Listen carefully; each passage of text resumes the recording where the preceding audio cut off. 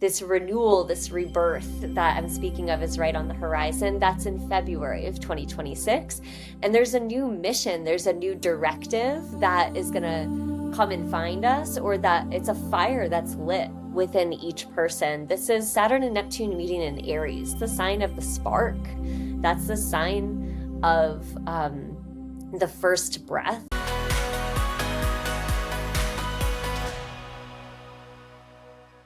Hello, my friend. Happy New Year. I am so grateful to be with you. Thank you. Thank you. I know you're busy. You have so much going on in your life, and what an honor to spend this time with you. You are going to want to be here for this entire conversation. I promise you.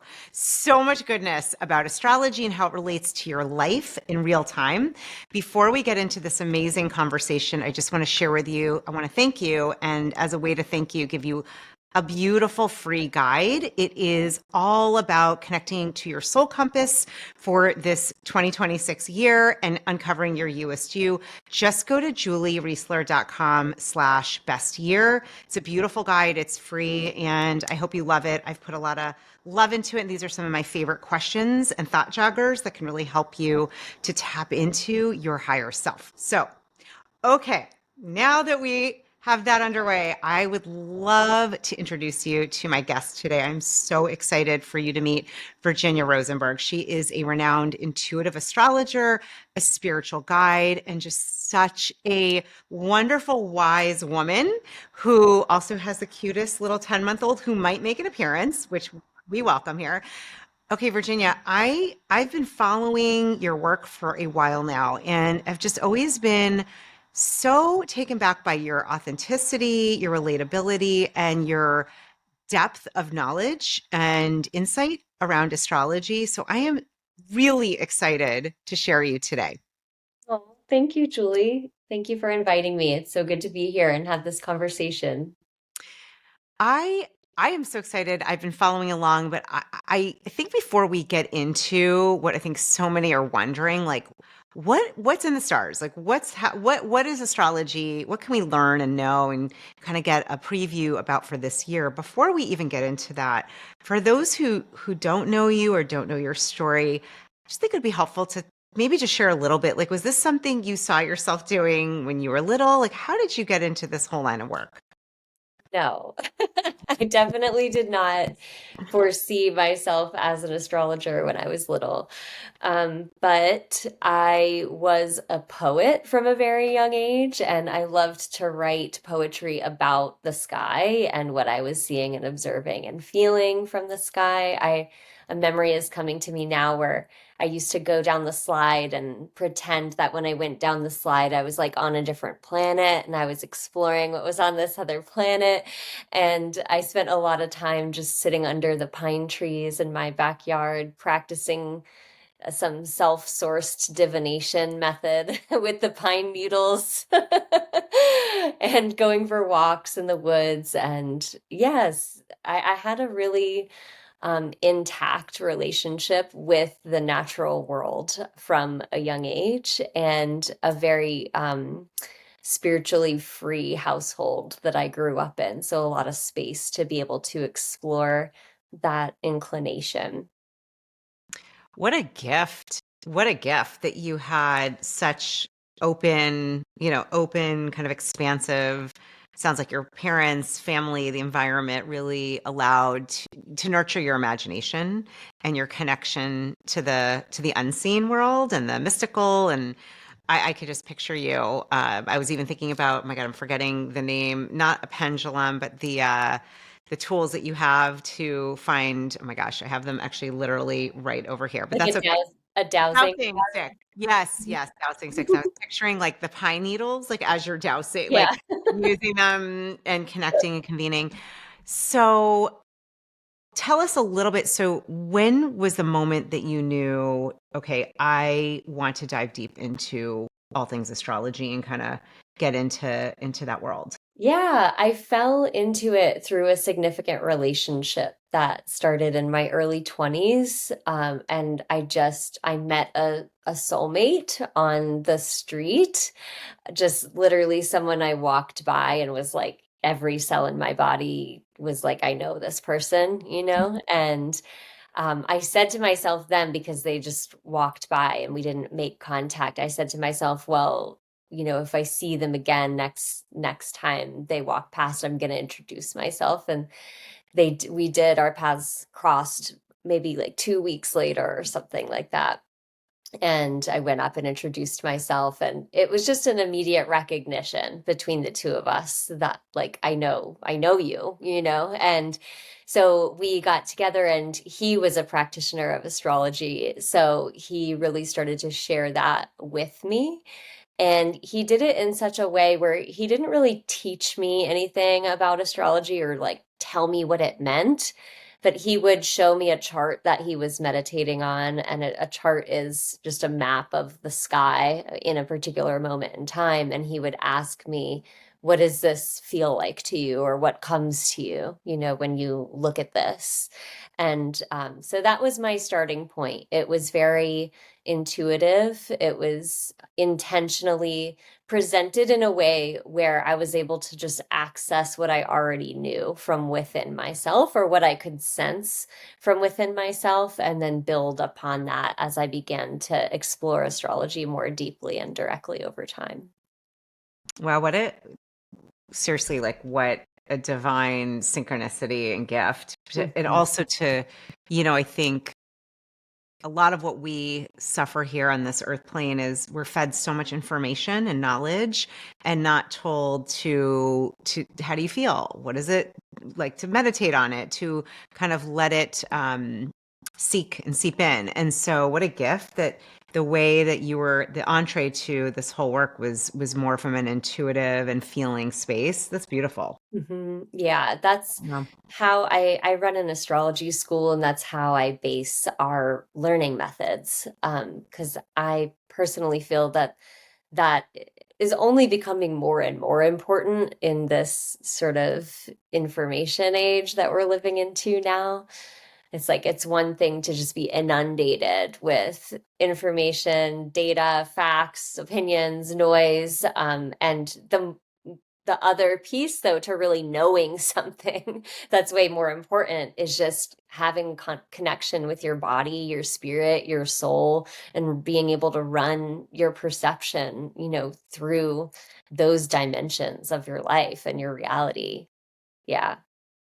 Yeah, I love this. And I have a feeling it might even lead into what we're going to start to talk about with the year. What I love that you're talking about is, this concept of being your You-est You. It's really accessing your authenticity, your soul self, that essence that whatever else is going on around you, you're only going to know on the inside. And to me, there's an aspect of sovereignty, of self-leadership, of kind of, deciding for yourself, how does this feel? Does this feel true? Does this feel aligned? And so no wonder we're so aligned. Because first of all, I can tell that you're a poet. Whenever I read, for everyone, you gotta get on Virginia's email list. Your emails are beautiful. I'm always amazed, especially in this day of where you can just put it through AI. And I'm a big fan of, getting ideas through it, but always going to the source of your inner, perception. And whenever I've read what you have to share, it's thought provoking. It always has me say, wait a minute, let me pause and ask myself,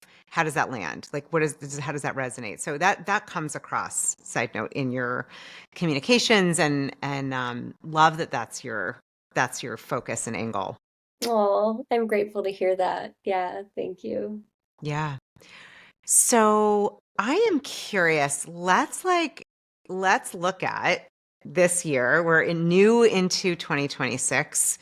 You know, of course, and I love what you said earlier. Really, it's getting these like snapshots of what's happening in the sky at different times. So for somebody who does not, let's assume that, our beloved listener right now doesn't know a whole lot about what's happening astrologically.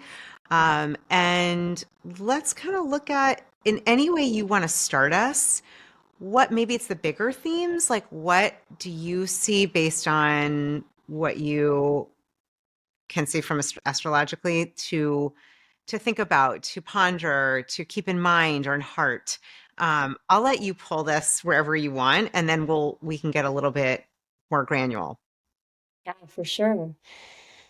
Okay, so the astrology of 2026. What the word that's coming to me right now is, as we're recording this at the beginning of January 2026, is that we're here on a threshold. We're on a threshold. And it just feels like, based on the story of the sky, we are entering into a novel story, a novel era, a new maybe dimension or dimensional reality. We're on the precipice of like a new type of existing on the planet.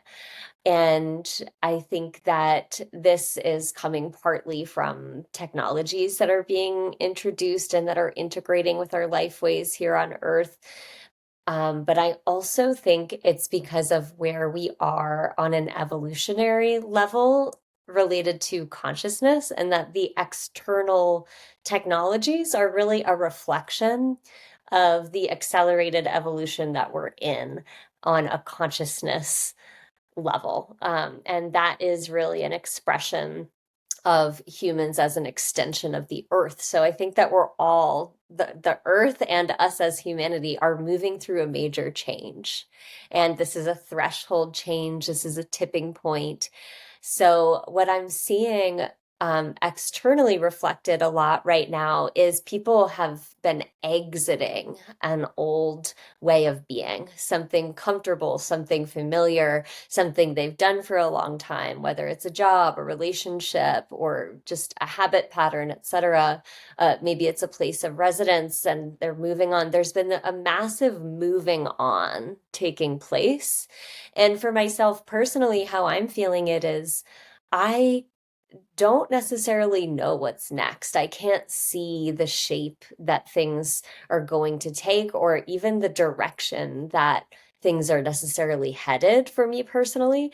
I'm just really aware of the places where I just don't have energy left. Like I can't squeeze blood from a stone anymore. You know what I mean? It's almost like there's some places in my life that I've been injecting with like life support and just doing it maybe out of a sense of necessity or obligation, or just this is what I've been doing for such a long time. So I'm just going to keep like, running on that hamster wheel.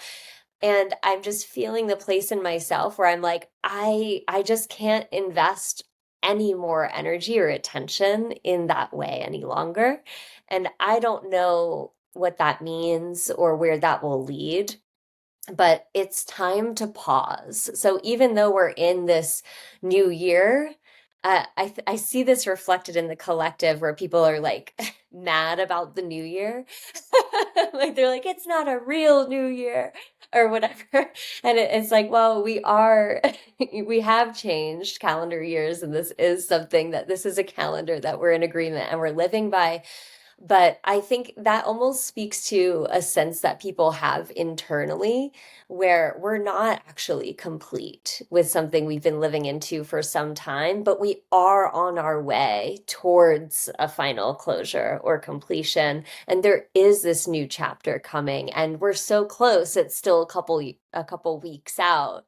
But it's on the horizon, and I think we can sense that. We can feel that there's like an incoming of a new way of being, a new way of existing. So powerful. So just to reflect a bit, the word, really the focus for this year is this idea of a threshold. Like we're Mhm. really, and one thing you said I think is so important because I think as human beings, I know for myself, it's very easy, especially if you've gotten into a pattern, it's working okay, it's not bad, it's just like you said.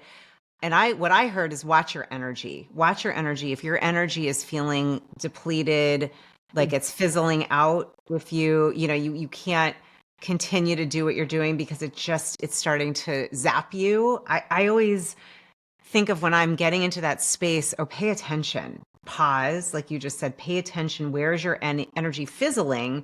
Because we're going to want our energy. What I'm intuiting is we're going to want our energy for where we really, our heart is desiring to go to Yeah, experience to be next. So it, exactly. it sounds to me we're still early on, and this threshold, like we're still shedding and Yeah, releasing and want to be really aware, which I think of the whole, still in that year of the snake, it's not completely exactly. done yet. I just pulled cards for one of the recent episodes I did. I kid you not. I mean, it's on here. Used my animal spirit deck. Both of the cards were snakes. Snake and a cobra. I'm like, all right, people, we're not done yet. And of course, the Kundalini Shakti energy is always part of us. However, I love what you're saying, though. This idea of the threshold into pause, like not to rush into it. So I'll let you continue. So the threshold, yeah, Yeah, no need to rush into it because I think it's going to rush into us. beautifully So, said. I mean, what I'm feeling Yeah. is to really just, we're still in surrender. I feel like a huge theme of 2025 was surrender and shed, surrender and shed. And this next year, that surrender is going to become inspired action, but we can't force that. We can't make it, it's like it's something that comes and gets you. It's something that comes and grabs you. It's a fire that gets lit. And I do feel that that is coming and it's where we're headed. So to really like take enough space to open up, like make an opening so that when that new fresh energy does come for you, it has space to go, it has space to land, and you're ready to receive it, and not just receive it but move forward with it and take action on it. That's Yeah, I think that we're going to see a really big acceleration from the end of January to the end of April this year. And by the time we're getting into May, it really is like we're riding a rocket ship to a whole new reality. Mm. I love what you said about letting that energy come through you. To me, it brings up the whole idea of allowing and receiving and not pushing or forcing, but being in concert, in rhythm Mhm. with our, natural energies.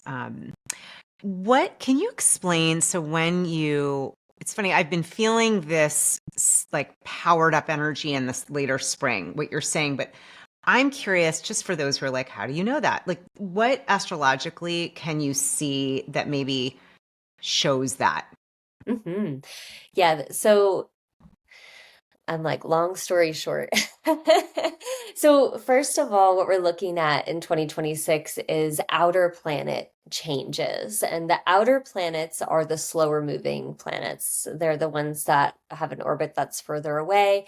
When the outer planets change signs, they initiate longer cycles. These are generational cycles that we're talking about. So, maybe some of you have heard that Pluto has shifted into Aquarius. It moved out of Capricorn, moved into Aquarius. We had our first full year of Pluto in Aquarius in 2025. And that is a cycle that will continue on for 19 years total. And we're talking tropical zodiac signs here.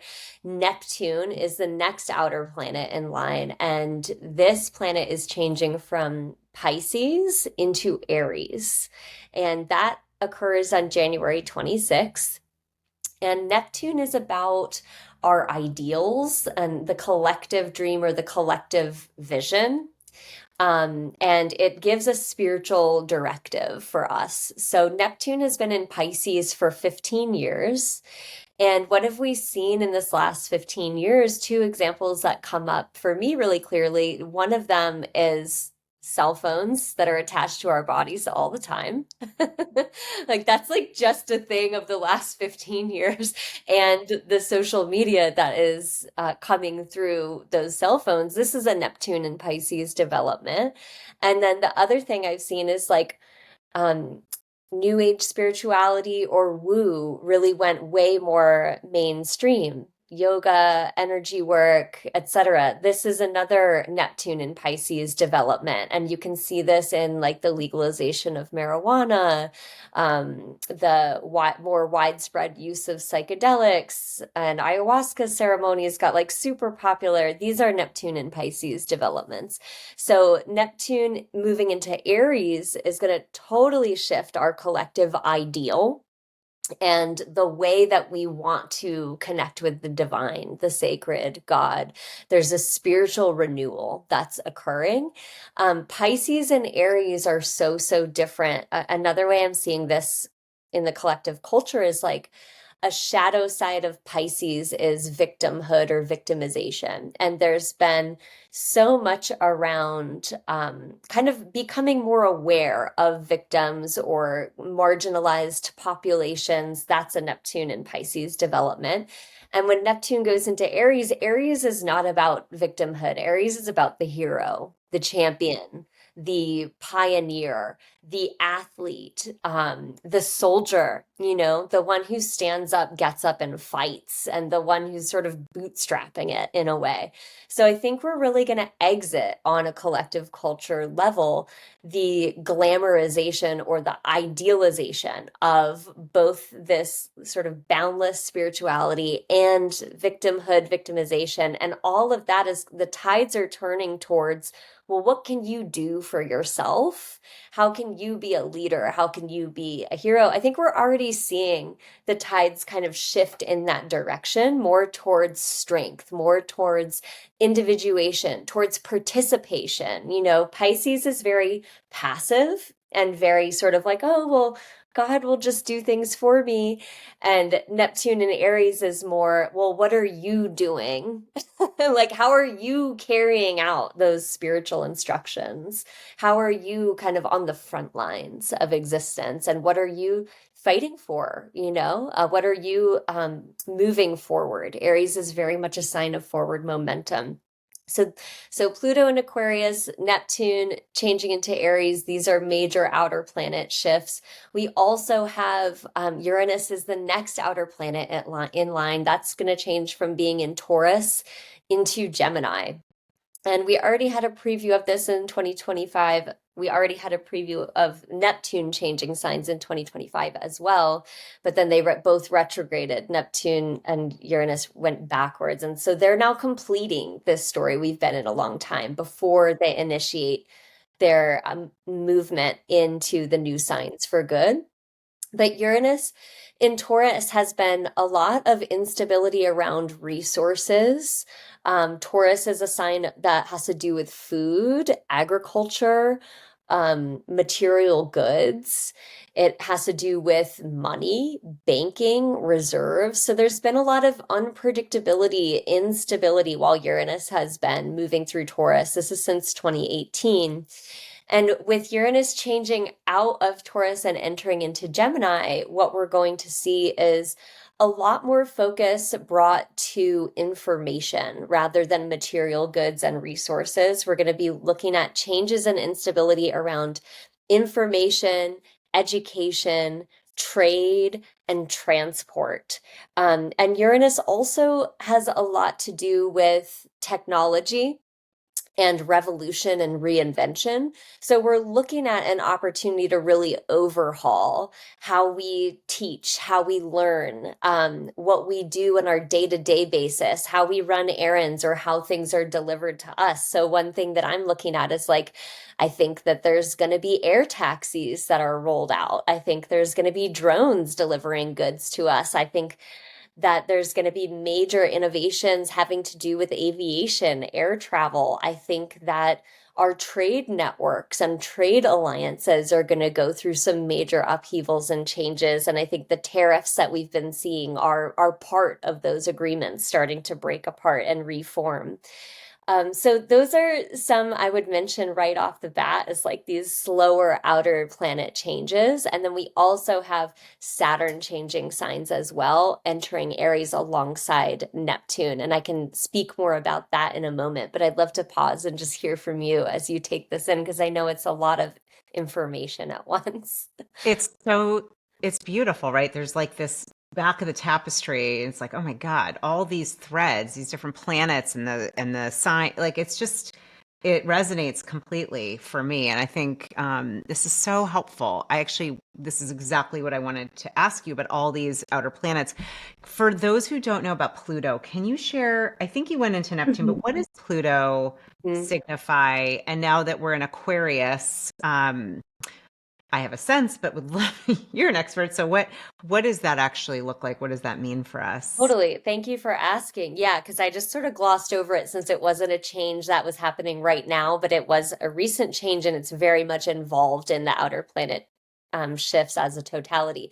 So Pluto is a generational influence. It spends approximately 20 years in a tropical zodiac sign. And this is what we are often referring to when we say like millennials or Gen Z. It's like we're often tracking with a Pluto sign placement when we're talking about this. So, Pluto is a planet of power and the underworld and transformation and regeneration. And whatever sign Pluto is in, it tells a story of where there is a stronghold of power and also where we can see the underbelly or the shadow of whatever that sign, that archetype is. So here's an example. When Pluto was in Capricorn, and Capricorn is a sign of bureaucracy, big business, government, higher, like top down hierarchy on a social level.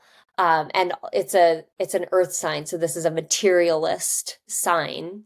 When Pluto was in Capricorn at the very sort of towards the tail end of that transit, and a bunch of other planets met up with it, Mars, Jupiter, Saturn, etc., we went into a lockdown, a global lockdown. This was back in 2020. Wow. And I find this so interesting because I am hoping this one year, this year of new beginnings is happy, healthy, and balanced for you, my friend. And I want to just share something really quickly. I only talk about and refer and recommend products that I fully love and believe in. And this is actually one that has helped me with my own healing. As you might know, maybe you don't, I was diagnosed with Hashimoto's. That is an autoimmune thyroid condition about 15 years ago. I go to Dr. Rao, my functional physician who I had on my podcast. She had recommended testing my omegas. So I did that through Zinzino, which I'm going to be talking about for a moment here, and why I really hope that you try the test and the oils. So I was taking omega supplements for a long time and thought I should be fine. Well, no, I wasn't fine. So Zinzino tests the omega 6:3 ratio. Out of the 1.6 million tests that they've done globally, 97% are out of balance. Yours truly, I was one of them. So what happens when we're out of balance is it affects our mood, inflammation, sleep, hormones, like everything. And if you have any kind of inflammation already or autoimmune situation, you really want to pay attention. You also may not know, I also was certified, board certified as a health and wellness coach. And so I've been researching all different kinds of products. I did not know about Zinzino when I did the test and got back the data that I was way out of balance. I was upset about it and I started the oils, and it has totally shifted how I feel, my health, my body, my hair has grown even thicker. I mean, all kinds of amazing things. So wanted to share it with you because I really hope you will take the test. And I hope that if it speaks to you, you will do the 4-month protocol. You take the oil every day and then you retest after 4 months. You do 4 months because your cells regenerate after 4 months. So go to juliereisler.com/omega balance. That will direct you right to the page with the testing kit and the protocol. And my prayer is that you have the energy you need, the vitality, the balance you need, because your You-est You is needed. Your soul's purpose, it's needed in the world. And I can tell you, it's hard to do that if you can't get out of bed, if you don't feel well. So I hope this is helpful. Again, juliereisler.com/omega balance. And I'm wishing you your most balanced and blessed new year. Wow. Capricorn is about control and it's about locking in. It's about stress and pressure and locking in and authority. It's about authority. So going to extremes, it can be in authoritarianism. So that was an extreme expression of Pluto moving through Capricorn. And then the way that the zodiac works is that the energy alternates. The energy sort of organically shifts, right? So once Capricorn gets sort of as tight as can be, and you can no longer like have any more authority or control to an extreme, then the next sign is Aquarius. And Aquarius is whatever was outside what got locked in and down. Aquarius is the rebel. It is the nonconformist. It's the exile, the outsider, the eccentric, the futurist, the immaterialist. Aquarius has a lot to do with technology, and it has to do with like whatever can't be contained, whatever can't be controlled in the Capricorn realm of things. So if Capricorn's like, this is the tradition, this is the structure, this is the way that we've always done it, and it's the way it's going to be, Aquarius is like, screw that. Like, I'll be over here doing this other thing. So when Saturn moved into Aquarius, for example, what we saw, because Saturn is the authority planet and the structure planet, that's when we saw social distancing. Okay, so Aquarius is a social sign, and Saturn was like, no, we're not going to be social. We're not going to gather. We're going to put, rules and limits and distance. And that's also when everybody transitioned and brought their lives online because everyone was home, and then the only way people could connect, Aquarius, was to be online. And Aquarius rules technology, it rules the internet, etc. So this is kind of a, again, long story short thing, but now that Pluto is in Aquarius, the center of power has shifted. It's no longer in a materialist structure. The now power has to do with technology. It has to do with data.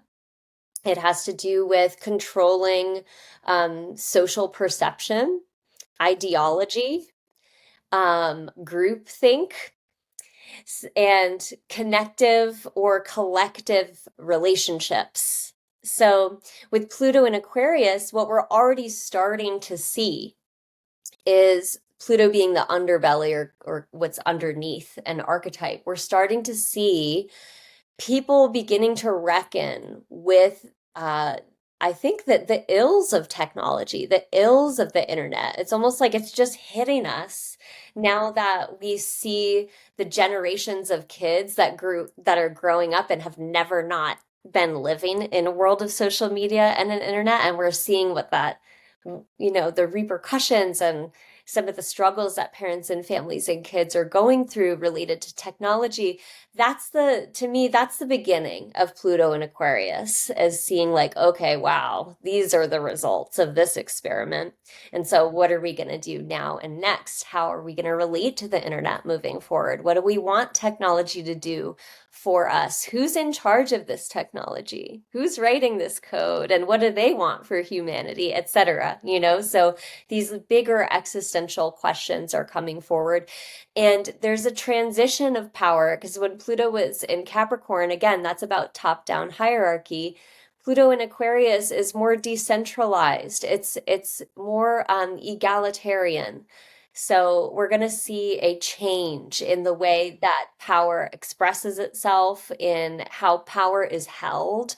And I think that this is going to be a major feature of 2026 based on the astrology, is we're going to see it play out on the world stage, maybe a competition between like the common person and the elites or the celebrities or the noble classes. I think there's an opportunity for a major transfer of power, a major transfer of resource in 2026. Fascinating. I don't know if this is part of it, but I think of our financial system, I think of cryptocurrency, I think of all Yeah. these other aspects that are just, like not what we've been used to, at least long term. Fascinating. Okay. So thank you. Thank you. Because I think that's going to be super helpful as we continue. I think next would be Saturn that you were talking about. Yeah, you're All so right. We're going to continue. No, this is like, I'm obsessed. I couldn't be leaning in any further. Otherwise, I'm about to kiss the computer. I'm just so into this. So, and I'm so grateful. We're with you. And I want to thank you, beautiful soul friend listener, because you internalizing this and making this your own and digesting it and living in concert with, the planets and this is how you I believe we follow our guidance and can go with the current, not against it. So it's beautiful. Okay, so Saturn. Yeah, absolutely. It's so fascinating because a core principle of astrology is as above, so below, or as without, so within, or vice versa. And I really believe, know, and feel that observing the planets is really a way to get to know ourselves, because even though these movements and motions are happening out there, they're just echoes and reflections of what's occurring within us, and that we are actors, we are creators, contributors, and we are also, yeah, as you said, carrying out these instructions or illustrating this divine design that's playing out. So Saturn is, it takes about 29 and a half years to go full orbit. So that means it spends approximately 3 years in each sign. So these other planets we've been talking about, Pluto can spend 19, 20 years in a sign. Neptune can spend approximately 15 years in a sign. Uranus is about 8 years. So those are these longer archetypal journeys that we're on. And then Saturn breaks it all the way down into a 3 year journey through one sign. Um, and so Saturn also in 2025 last year started to show us what it was going to be about in Aries, started a path in Aries, and then went retrograde, is back in Pisces at the time that we're recording this, but will be fully into Aries in February of 2026. So we have Neptune moving into Aries in January, and we have Saturn moving into Aries in February. So this is a change right here at the beginning of 2026, really just before the Lunar New Year, the Chinese New Year, the year of the horse, fire horse, begins. And what's happening is Saturn and Neptune are going to come together, and it's called a conjunction. And not only are they coming together, but they're coming together at 0 degrees Aries, which is the very first degree of the entire zodiac year. So this is the equinox, like the spring equinox point. That's where the sun is at the spring equinox, 0 Aries, when the earth is waking up in the northern hemisphere, when the life is bursting out of the ground after the freeze. And a 1 year Yeah, exactly. numerologically. That's Numerologically, yes, there's just wow. so Okay. many signifiers that Wow. lend to this overarching story of like, this is the end of an end of an end before a major reset, a major ignition point, initiation, big new beginning for the world, for humanity, for the collective. I mean, it really can't be overstated, the significance of the astrology of this year. So Saturn has to do with structures and reality, and Neptune, as I mentioned before, has to do with the spiritual aspect of life, has to do with our dreams, our ideals, etc. So when those two things come together, Saturn and Neptune, that's like the form and the formless, or the form and the dream. And I want to say Saturn and Neptune have been kind of hovering together for pretty much a lot of 2025.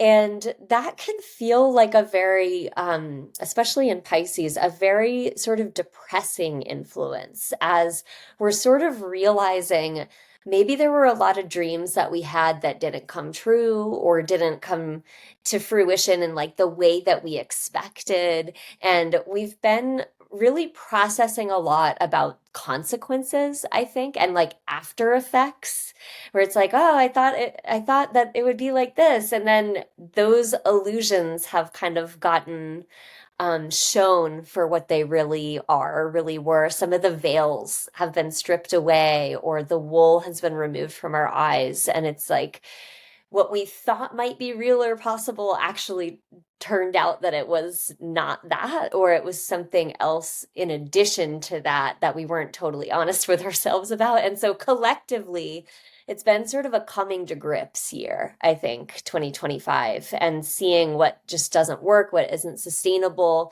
and also just what isn't it's like our spirits don't want that anymore. And there's some sort of new dream that has been maybe percolating.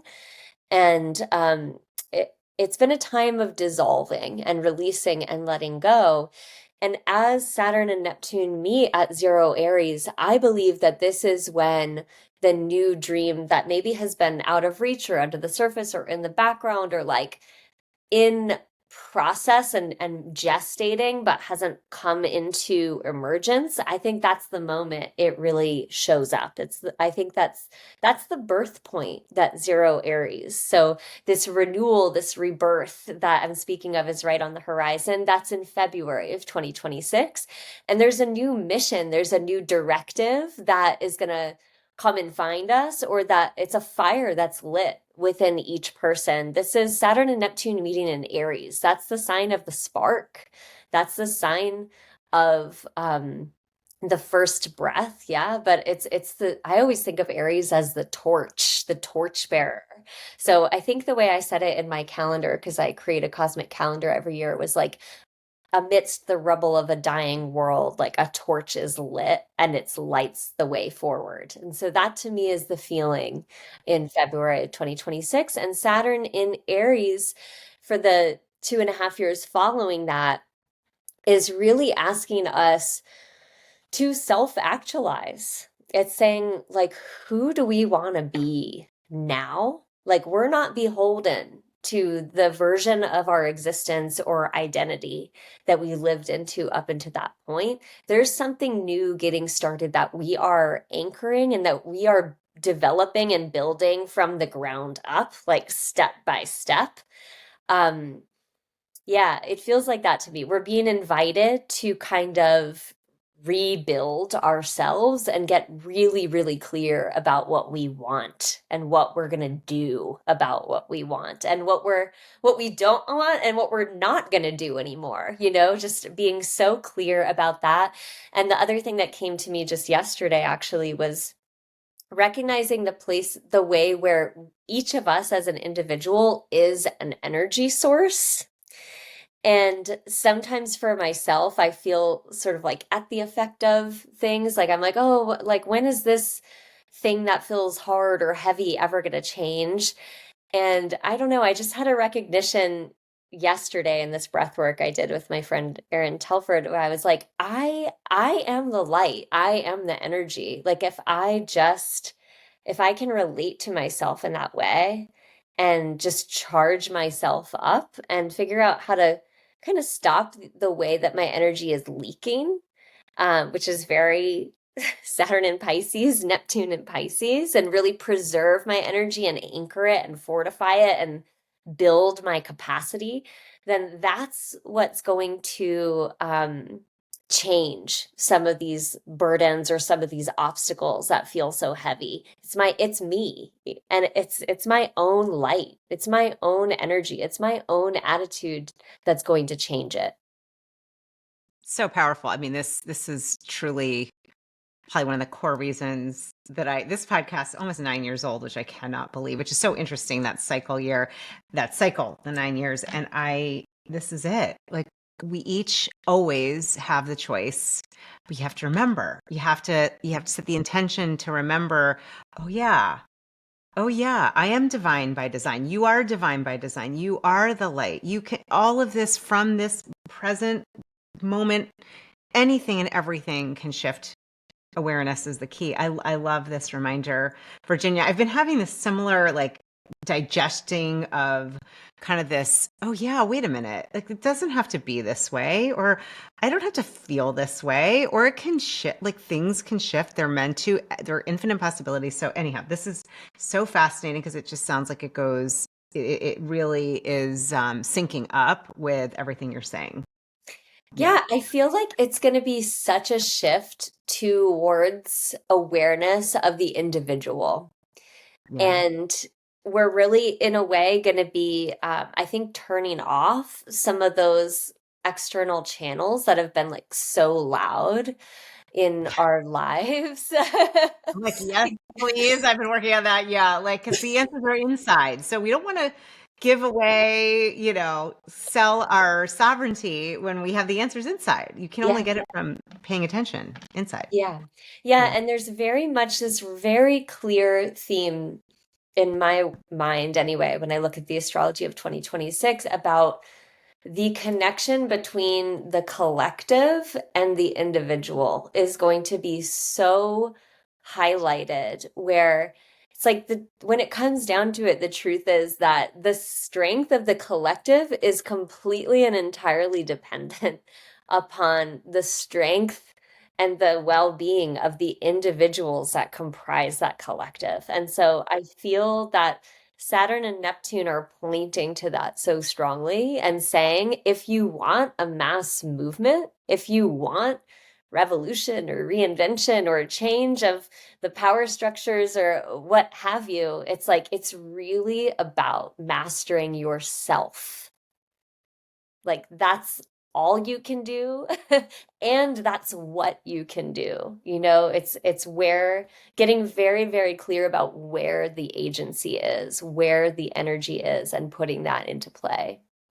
This makes sense to me because, of course, everything on the outside is always going to reflect what's going on the inside. So, I think of the chains, right? If you have a weak link, I mean, the links need to be, Yes, and where do we create those strong links? The strength, the inner connection, self leadership is everything you're saying. I mean, it's actually to me what I'm hearing, what I believe, it's an act of loving kindness, and it's a massive peace offering to do the inner work and to love and honor and care for and lead, guiding, using your inner guidance, your sovereignty. Like it's a gift, because when we each do that, being your You-est You, we become our We-est We. I kind of made that up, but it's true. yes. Like, the collective. This is so interesting. So, okay, with Saturn, you said, and with Neptune, we're seeing, and it's so interesting with Aries.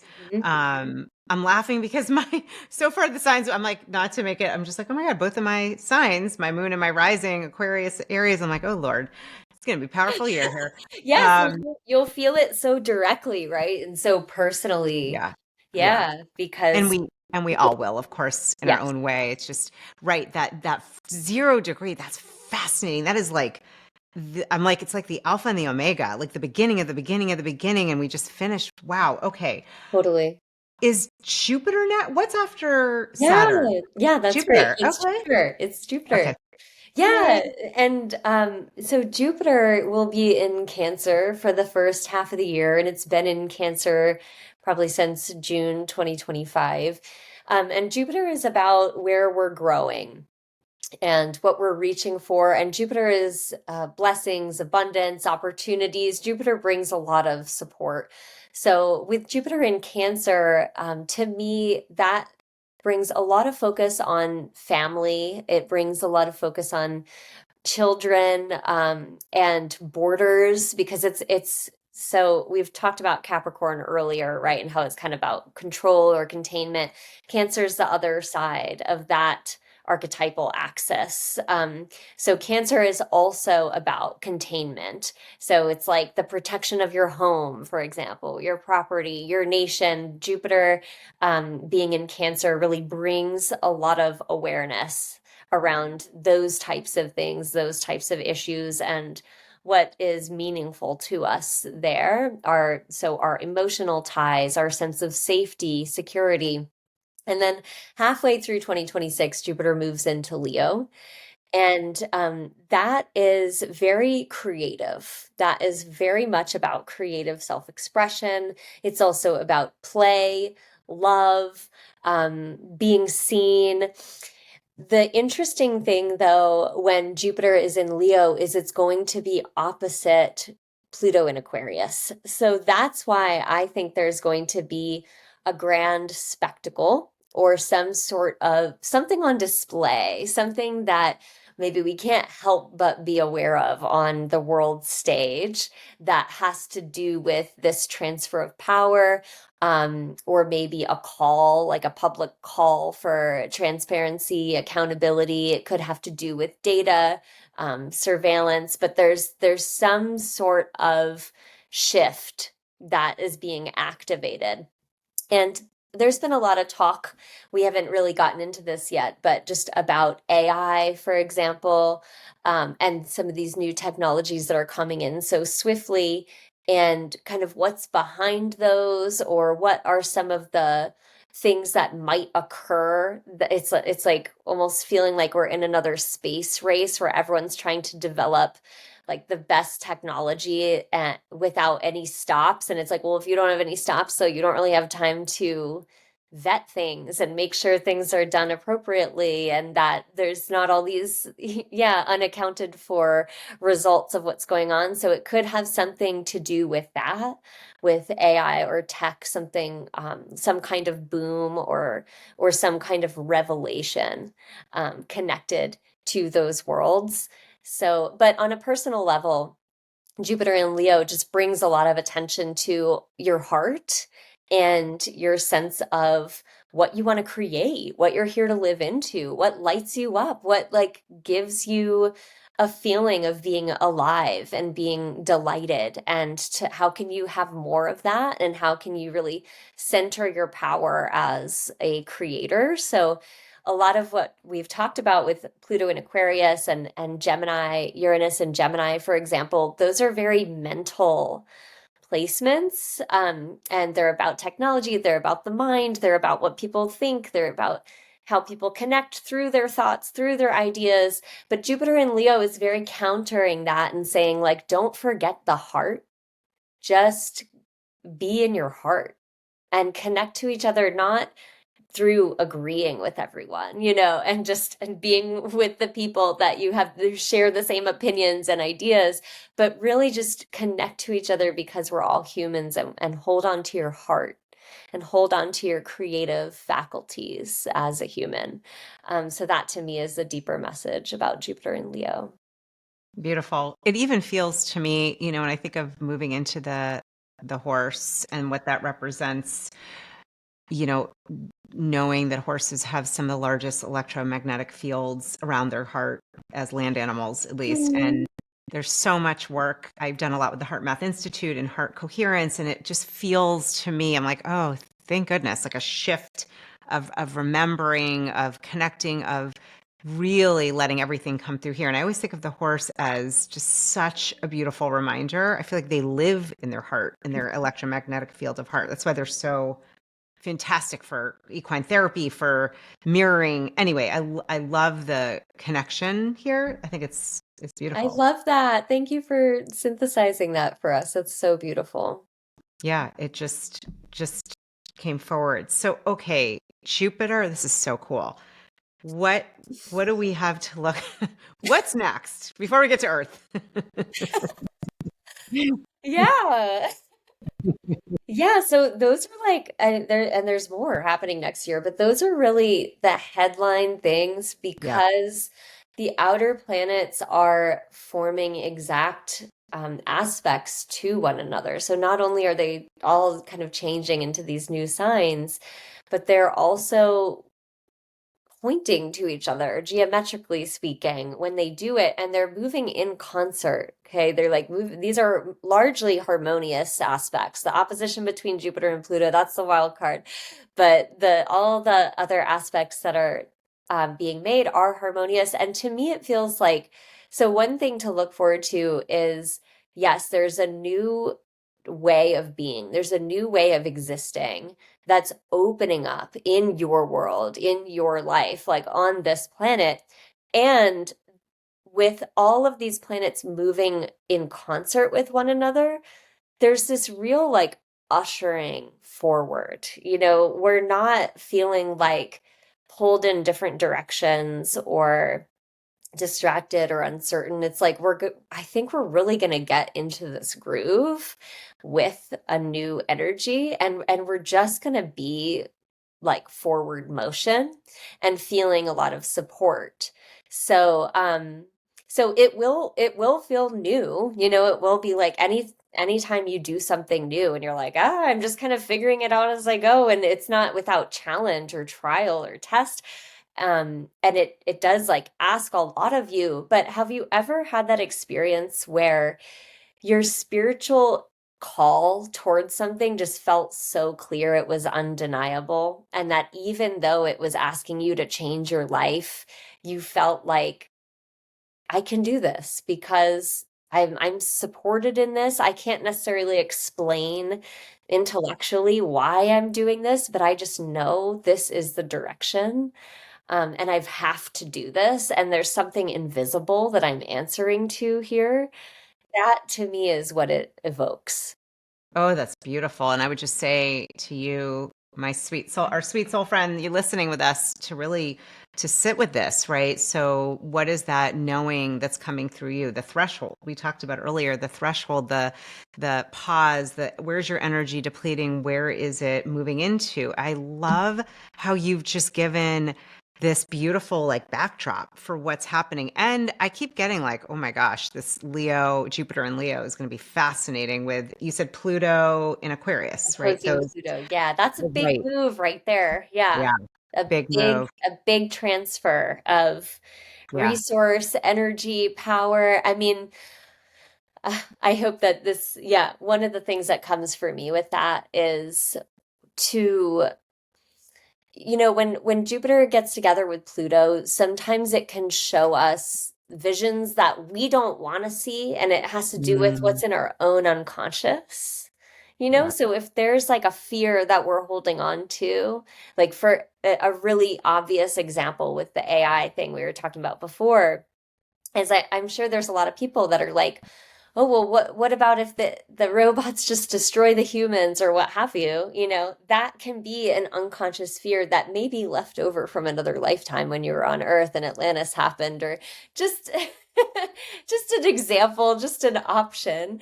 So being proactive about uncovering just what we might be holding in our own inner vision, because that could be a memory from the past that may not actually be relevant to what's happening now. And I feel that what's happening now on the external is totally responsive to what's happening on our internal. And the thing that I'm focusing on with Jupiter in Leo is very much the creative essence, the creative power. And so it really pulls that question forward of like, what are you creating in your life? What are you creating in your community? And what are we creating here on this earth that we're living on together with our lives and with our hearts and with each moment? And so pointing the focus towards that feels like what's essential there. Gorgeous. Yeah. I keep thinking, the one creator, we're all part of it. Our natural instinct and makeup is to create. That's how we're designed. It's Yeah. in from the heart. Beautiful. Before we wrap, and I don't know, this may not be something you can do quickly, but for those listening, we tend to know our sun sign. I mean, there's obviously Yeah. way more than just our sun sign. You and I were talking earlier about the rising and your moon, and I wonder, is there any kind of quick overview to give for the 12 signs, like what, and maybe not, and that we could do a round two.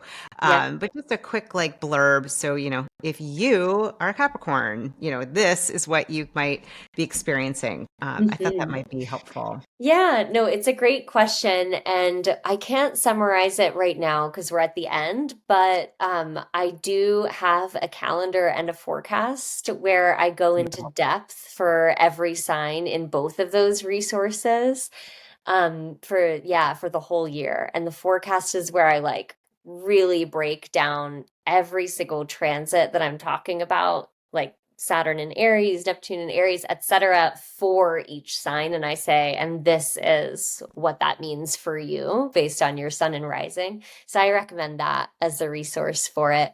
Beautiful. And I will make sure to have that link and information so people can get the forecast because I know your work is on point and stunning. Any last words or anything coming through, Virginia, that is just intuitively you want to share with our beautiful community for this Hmm. year? Yeah, I always like to take a moment to tap in on that question.